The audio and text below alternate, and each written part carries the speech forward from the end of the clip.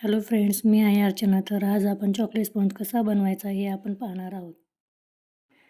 आता मी इथे 6 इंचाचा टीन घेतलेला आहे व त्याला थोडेसे खायचे तेल लावून ग्रेसिंग करून घेतले आहे व त्यामध्ये आता आपण बटर पेपर टाकून घेऊयात. हे बटर पेपर मी अगोदरच कट करून ठेवलेला होता. तर आता आपण बटर पेपर टाकल्यानंतर त्यालाही थोडेसे तेल लावून घ्यायचे. आता आपण OTG प्रीहीटला लावून घेऊयात. यामध्ये मी टेम्परेचर 170 डिग्री व खालचा रॉड चालू ठेवला आहे. इथे प्रीहीटसाठी 10 मिनिट लावले आहेत.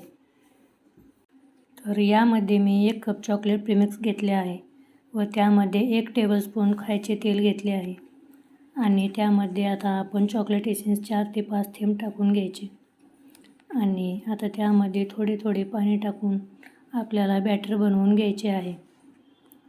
बॅटरमध्ये पाणी थोडे थोडे टाकायचे, कारण एकदम जास्त टाकल्यानंतर पातळ होऊ शकतं. त्यामुळे आपल्याला पाणी थोडे थोडे टाकून बॅटर बनवायचे आहे.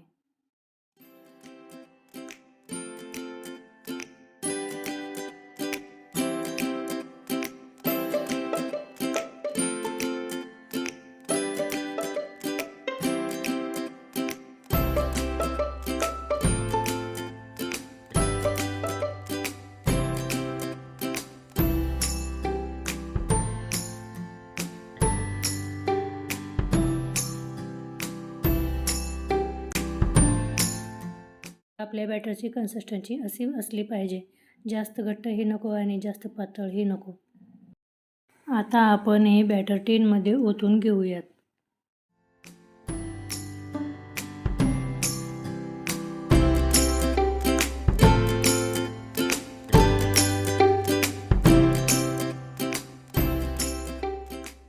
आता आपण हे बॅटर टीनमध्ये टाकलेलं आहे, तर आपण याला 2 ते 3 वेळेस टॅप करून घ्यायचे आहे.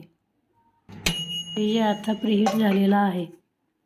आता आपण हे टीन OTGमध्ये ठेवून घेऊयात आणि आता आपण 20 मिनिटासाठी टायमिंग लावून घेऊयात. तर हे बघा, आपला स्पॉन्ज तयार आहे.